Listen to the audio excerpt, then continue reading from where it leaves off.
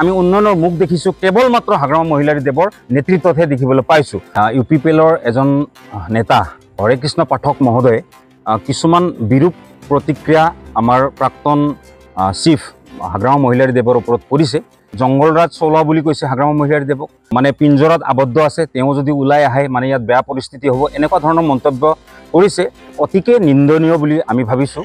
ছাত্ৰ সন্থাৰ মজিয়াৰ পৰা অহা এজন ব্যক্তিয়ে কি ধৰণে এনেকুৱা কথা ক'ব পাৰে যে হাগ্ৰামা মহিলাৰী দেৱৰ সৃষ্টিৰ বিনিময়ত আজি যে আমি মুকলি আকাশত এনেকৈ যে ঘূৰিব পাইছোঁ, সুদীৰ্ঘকাল তেওঁ সংগ্ৰাম কৰি 2003 চনত যেতিয়া BTC চুক্তি কৰি এটা অটনমি পাৱাৰ লৈ আহিছিলে এই অঞ্চলটোক আগুৱাই নিয়াৰ স্বাৰ্থত, আৰু সেই হাগ্ৰামা মহিলাৰী দেৱে যোৱা 17 বছৰে যিবিলাক উন্নয়নৰ কাম কৰিছিল সেই উন্নয়ন তাতেই 2020ৰ পৰা স্থবিৰ হৈ থাকিল।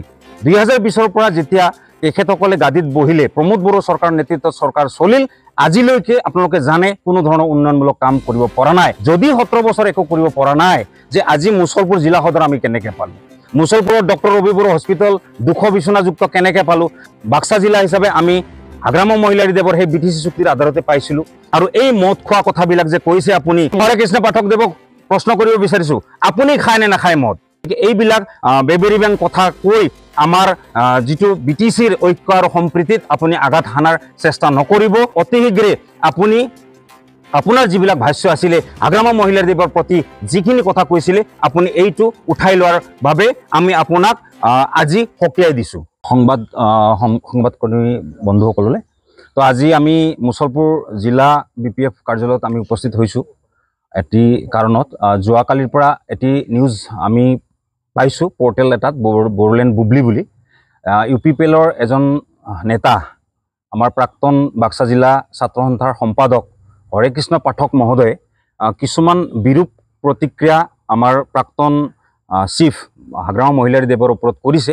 সেইটো অতিকে নিন্দনীয় বুলি আমি ভাবিছোঁ, কাৰণ তেখেতে জংগলৰাজ চলোৱা বুলি কৈছে হাগ্ৰামা মহিলাৰী দেৱক, আৰু মানে পিঞ্জৰাত আবদ্ধ আছে, তেওঁ যদি ওলাই আহে মানে ইয়াত বেয়া পৰিস্থিতি হ'ব, এনেকুৱা ধৰণৰ মন্তব্য কৰিছে। আৰু আমি অতিকে লজ্জিত এইটো কাৰণত যে ছাত্ৰ সন্থাৰ মজিয়াৰ পৰা অহা এজন ব্যক্তিয়ে কি ধৰণে এনেকুৱা কথা ক'ব পাৰে, মানে তেওঁৰ যিটো প্ৰতিভাৰ ওপৰতহে আমাৰ এতিয়া সন্দেহ হৈছে, তেওঁ কি ধৰণে ছাত্ৰ সন্থা কৰিছিল ইমান বছৰ। আৰু মই এটা কথা আপোনালোকক উনুকাব বিচাৰিছোঁ যে আপোনালোকৰ মাধ্যমেদি ক'ব বিচাৰিছোঁ, তেওঁ ছাত্ৰ সন্থাৰ মজিয়াৰ পৰা বহিষ্কৃত এজন নেতাহে, তেওঁক বহিষ্কাৰ কৰা হৈছিল বিভিন্ন ধনৰ লেনদেনৰ অপৰাধত। আৰু আপোনালোকে জানে যে মুছলপুৰৰ এজন মানে দন্ত চিকিৎসক কংকনজ্যোতি মেধি, তেখেতৰ মানে টকাৰ লেনদেনৰ কাৰণে বিভিন্ন কথাৰে তেখেতক মানে ভাবুকি দিছিলে এই হৰেকৃষ্ণ পাঠকে। আকৌ আজি তেওঁ মানে ধোৱা তুলসীৰ পাত হৈ কেনে হাগ্ৰামা মহিলাৰী দেৱক তেওঁ যি ধৰণে তৰল মন্তব্য আগবঢ়াইছে, আচলতে আমি অতিকে ক্ষুণ্ণ হৈছোঁ। কাৰণ চাওক, আপোনালোকেও জানে যে হাগ্ৰামা মহিলাৰী দেৱৰ সৃষ্টিৰ বিনিময়ত আজি যে আমি মুকলি আকাশত এনেকৈ যে ঘূৰিব পাইছোঁ, লগতে যে আমি উন্নয়নৰ মুখ দেখিছোঁ কেৱল মাত্ৰ হাগ্ৰামা মহিলাৰী দেৱৰ নেতৃত্বতহে দেখিবলৈ পাইছোঁ। সুদীৰ্ঘকাল তেওঁ সংগ্ৰাম কৰি 2003 চনত যেতিয়া BTC চুক্তি কৰি এটা অটনমি পাৱাৰ লৈ আহিছিলে এই অঞ্চলটোক আগুৱাই নিয়াৰ স্বাৰ্থত, আৰু সেই হাগ্ৰামা মহিলাৰী দেৱে যোৱা 17 বছৰে যিবিলাক উন্নয়নৰ কাম কৰিছিল সেই উন্নয়ন তাতেই 2020ৰ পৰা স্থবিৰ হৈ থাকিল। 2020ৰ পৰা যেতিয়া তেখেতসকলে গাদীত বহিলে, প্ৰমোদ বড়ো চৰকাৰ নেতৃত্বত চৰকাৰ চলিল, আজিলৈকে আপোনালোকে জানে কোনো ধৰণৰ উন্নয়নমূলক কাম কৰিব পৰা নাই। আৰু সেইটো এটা ফবিয়া তেওঁলোকৰ মাইণ্ডত সোমাই গৈছে, তেওঁলোকৰ মগজুত সোমাইছে। সেইকাৰণে তেওঁলোকে বাৰে বাৰে এটা কথাই বকি থাকে যে 17 বছৰে একো কৰিব নোৱাৰিলে। যদি 17 বছৰ একো কৰিব পৰা নাই, যে আজি মুছলপুৰ জিলা সদৰ আমি কেনেকৈ পালোঁ, মুছলপুৰৰ ডক্টৰ ৰবি বড়ো হস্পিটেল 200 বিচনাযুক্ত কেনেকৈ পালোঁ, আৰু হয়তো আপোনালোকে জানে যে সেইখন হস্পিটেলত কেতিয়াবা কাহানি বা এই হৰেকৃষ্ণ পাঠকে নিজেও চিকিৎসা লৈছে কিজানি।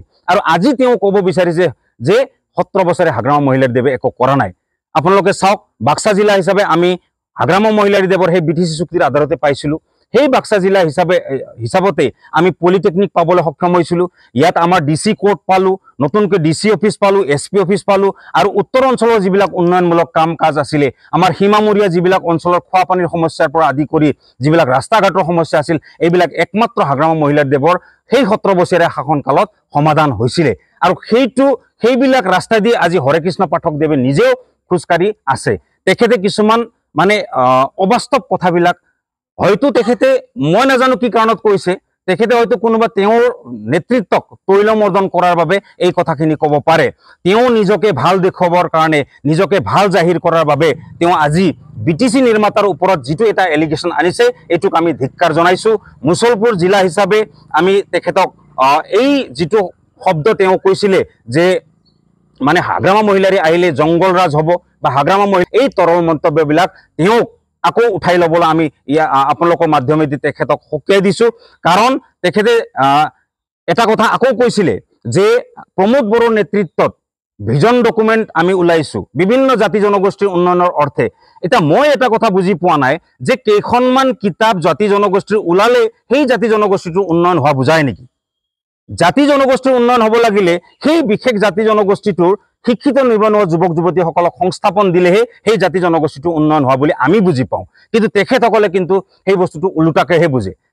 তেখেতসকলে কি বুজি পায়? তেখেতসকলে কেইখনমান কিতাপ ওলাইছে, ভিজন ডকুমেণ্ট নাম দিছে, বিভিন্ন জাতি জনগোষ্ঠীৰ তাত সংগঠনৰ মানুহখিনিক মাতিছে, এইটো কৰিম সেইটো কৰিম গোটেইখিনি ফিউচাৰ টেন্স, মানে ভৱিষ্যতে কৰিম বুলিহে তেখেতসকলে কৈ আছে। কৰা হ'লে কিন্তু এতিয়ালৈকে একো নাই।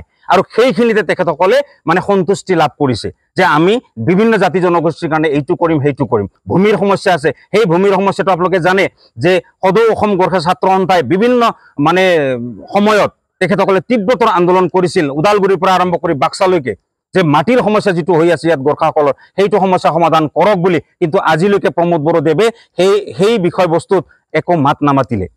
কোচ ৰাজবংশীসকলৰ জনজাতিকৰণৰ ক্ষেত্ৰত প্ৰথম পদক্ষেপ হাগ্ৰামা মহিলাৰ দেৱৰ দিনত লোৱা হৈছিলে। তেখেতে যিহেতু এইটো BTC কাউন্সিলৰ অধিকাৰৰ ভিতৰত নপৰে, তেখেতে ইয়াৰ পৰা NOC প্ৰদান কৰিছিল যে কোচ ৰাজবংশী আৰু আদিবাসীসকলক জনজাতিকৰণ কৰিলে আমাৰ একো আপত্তি নাই বুলি প্ৰথমবাৰ হাগ্ৰামা মহিলাৰ দেৱে লিখিত হিচাপে দিছিলে। আৰু সেই কথাটো আমি মনত ৰাখিব লাগিব যে হাগ্ৰামা মহিলাৰ দেৱৰ দিনত কিমান উন্নয়ন হৈছিলে, কি হৈছিলে। আজি হৰে কৃষ্ণ পাঠকৰ নিচিনা মানুহ এজনে আবুল তাবুল বকিছে সংবাদ মাধ্যমৰ আগত আহি কেনে, কোনো মানে ভিত্তিহীন কথাবিলাক তেওঁ কৈছে। আৰু মই তেখেতক ইয়াৰ পৰা সকীয়াই দিব বিচাৰিছোঁ যে আপুনি এইবিলাক মন্তব্যৰ পৰা বিৰত থাকক। আপুনি দল কৰক, গণতান্ত্ৰিক ব্যৱস্থাত সকলোৰে অধিকাৰ আছে। যিকোনো ৰাজনৈতিক দলত আপুনি চামিল হ'ব পাৰে, যিকোনো ৰাজনৈতিক দলৰ কাম কৰিব পাৰে। কিন্তু সেই বুলি কোনোবাক মানে তল দেখুৱাবৰ বাবে মানে কি বুলি কয় সেইটো, মানে কোনোবাক তিৰস্কাৰ কৰাৰ নামত আপুনি যি টি কথাবিলাক প্ৰচাৰ নকৰিব। আৰু এই মদ খোৱা কথাবিলাক যে কৈছে আপুনি, মদ খোৱা হাগ্ৰামা মহিলাৰ দেৱৰ দিনত যিমানজন মানুহে, হৰে কৃষ্ণ পাঠক দেৱক প্ৰশ্ন কৰিব বিচাৰিছোঁ, আপুনি খায় নে নাখায় মদ? সেইটো প্ৰথম প্ৰশ্ন আপোনাৰ, সেইটো আপুনি নিউজত আহি কিনে উত্তৰ দিয়ক। আপুনি যদি নাখায় তেতিয়াহ'লে বেলেগ কথা, আপুনি খায় নে নাখায় সেইটো আপুনি স্পষ্ট কৰক। গতিকে এইবিলাক বেবেৰি বেং কথা কৈ আমাৰ যিটো BTCৰ ঐক্য আৰু সম্প্ৰীতিত আপুনি আঘাত হানাৰ চেষ্টা নকৰিব। আৰু অতি শীঘ্ৰে আপুনি আপোনাৰ যিবিলাক ভাষ্য আছিলে হাগ্ৰামা মহিলাৰ দেৱৰ প্ৰতি যিখিনি কথা কৈছিলে, আপুনি এইটো উঠাই লোৱাৰ বাবে আমি আপোনাক আজি সকীয়াই দিছোঁ। ধন্যবাদ।